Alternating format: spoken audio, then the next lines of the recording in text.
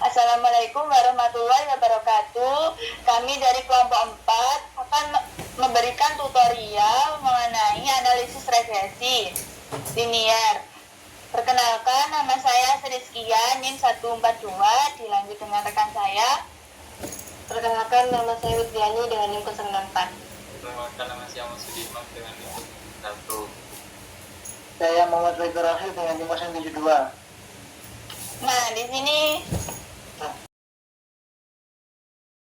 Baik, di sini saya akan memberikan tutorial mengenai regresi berganda. Nah, ini data yang sudah saya salin dari Excel dipindah ke SPSS. Selanjutnya kita klik variable view. Di sini untuk labelnya itu kita kasih nama produksi, luas lahan, benih, pupuk organik, dan pola tanam. Untuk measure-nya itu kita ganti ke scale semua. Selanjutnya ke name. Ini kita hapus semua. Kita kasih tanda Y, X1, X2, 3, dan D. Selanjutnya kita masukin edit sana. Nah, selanjutnya lanjut ke measure. Nah, measure ini untuk bagian Y-nya kita kasih nominal, yang lainnya kita scale. Lanjut ke data view, klik analyze, regression, linear. Nah, untuk produksi ini kita masukkan ke dependent. Luas lahan masuk ke independen, benih juga, pupuk organik, pola tanam. Selanjutnya kita klik OK. Nah, ini untuk hasil dari datanya. Nah, selanjutnya ini saya akan melanjutkan regresi asumsi klasik. Yang pertama kita klik analyze, regression, linear. Nah, ini datanya sudah saya masukkan dependent sama independent ya. Lanjut ke save, klik set, terus kita klik continue. Terus klik OK. Nah, ini untuk hasil dari datanya.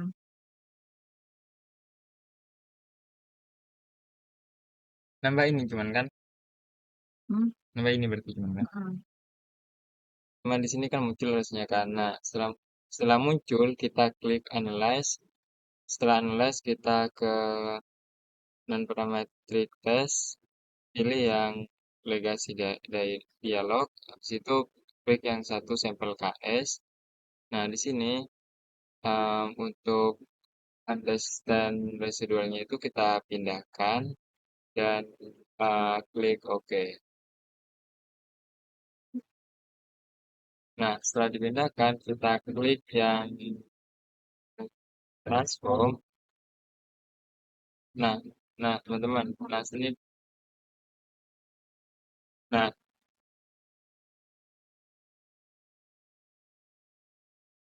dari sini kan muncul kan. Nah, setelah itu kita klik analis lagi, klik yang regression, habis itu klik yang linear. Nah, untuk setelah muncul ini kita klik yang statistik. Dan di sini untuk culinary diagnosis di centang sama Darwin Watson, di situ continue, klik OK. Nah, di sini datanya sudah muncul. Udah, udah. Enggak, kamu klik ini kan bener kan? 3 ini kan? Sampai situ kan tadi? Udah, 4 kan? Hmm. Itu bener-bener. Hmm. Yang muncul apa itu ya? Yang muncul. Npar test. Apa? Tilts. Npar. Bagian transport. Terus klik compute variable. Nah, kita klik ABS. TPS kita klik 2 kali. Selanjutnya ke Baik, saya akan universitas ini kita menjelaskan klik 2 kali. interpretasinya hasil output Target SPSS. variabel kita Yang pertama, analisis regresinya yaitu 680668932. Artinya luas lahan benih, pola tanam, dan pupuk Terus kita klik organik OK. sama dengan 0, maka produksi sama dengan Nah, ini untuk 68 hasilnya. 066 8932,2. Koefisiensi yang itu luas lahannya 996 262,733. Artinya ketika luas lahan diperbaiki 1%, maka produksi akan meningkat sebesar 996 262,733 dengan asumsi benih dan pupuk organik tetap atau tidak berubah. Benih yaitu 6902566,983. Artinya ketika jumlah benih diperbaiki 1%, maka produksi akan meningkat sebesar 6902566,983 dengan asumsi luas lahan dan pupuk organik tetap tidak berubah. Yang pupuk organik yaitu 1112474,669. Artinya ketika pupuk organik diperbaiki 1%, maka produksi akan meningkat sebesar 1121474,669 dengan asumsi benih dan luas lahan tetap tidak berubah. Pola tanam sendiri 475694 491,8. Artinya ketika pola tanam diperbaiki 1%, maka produksi akan meningkat sebesar 475694 491,8 dengan asumsi luas lahan benih dan pupuk organik. R-square-nya sendiri yaitu 0,83. Artinya variabel luas lahan, jumlah benih dan pupuk organik mampu menjelaskan variasi perubahan produksi sebesar 83%, sehingga 17%-nya dijelaskan oleh variabel yang tidak ada pada model di atas. Uji F-nya yaitu menunjukkan bahwa nilai F hitung 3,020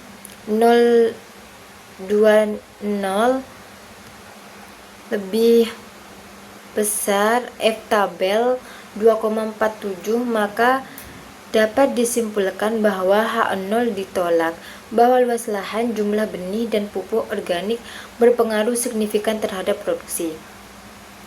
Uji T-nya sendiri yaitu luas lahan signifikan 0,048 0,1 atau T hitungnya yaitu 0,003. T tabel 10% yaitu 1,988, maka H0 ditolak bahwa luas lahan berpengaruh signifikan terhadap produksi. Yang benih 0,046 lebih kecil 0,1 atau T hitungnya 2,022 lebih besar T tabel 1% 1,987, maka H0 ditolak bahwa jumlah benih berpengaruh signifikan terhadap produksi. Pupuk organik yaitu 0,365 lebih besar 0,1 atau dihitungnya 0,911 lebih kecil T tabel 1%, 1,987, maka H0 diterima bahwa pupuk organik tidak dipengaruhi signifikan terhadap produksi. Pola tanamnya 0,36 lebih kecil 0,1 atau dihitungnya 2,130 lebih besar T tabel 1% yaitu 1,987, maka H0 ditolak bahwa pola tanam berpengaruh signifikan terhadap produksi. Uji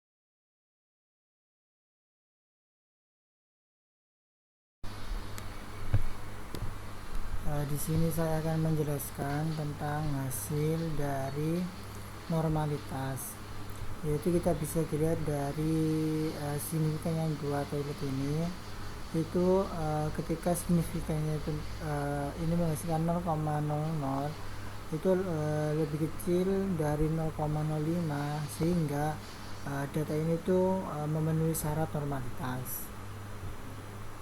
Untuk selanjutnya interpretasi dari multikolineritas dan autokolerasi kita bisa dilihat dari nilai W. Wilson, itu kita lihat dari DW itu kan 2,116, itu sudah disimpulkan bahwa DU itu 1,750 lebih kecil dari 2,116 yang lebih kecil dari 2,250, sehingga artinya data ini tuh memenuhi syarat tidak ada autokolerasi positif maupun negatif atau bebas dari autokolerasi. Nah, selanjutnya itu kita lihat nilai FIV-nya ini itu tidak terjadi multikoliniar jika FIV-nya itu lebih dari 10. Nah, kita bisa lihat dari ini hasil menunjukkan variabel pupuk organik dan pola tanam itu FI-nya lebih besar lebih kecil daripada 10. Sedangkan lusuran dan benih itu benihnya itu FIF-nya itu lebih besar dari 10. Selanjutnya mempresentasikan tentang heteroskedasititas. Ini tuh menunjukkan lihat dari signifikannya, hasil ini tuh menunjukkan nilai signifikan semua variabel bebas lebih besar dari 0,05 sehingga regresi tersebut ini memenuhi syarat asumsi klasik homogen dan tidak terdapat gejala heteroskedasititas. Baik, cukup sekian tutorial dari kelompok kami. Mohon maaf bila ada salah kata. Saya akhiri. Wassalamualaikum warahmatullahi wabarakatuh.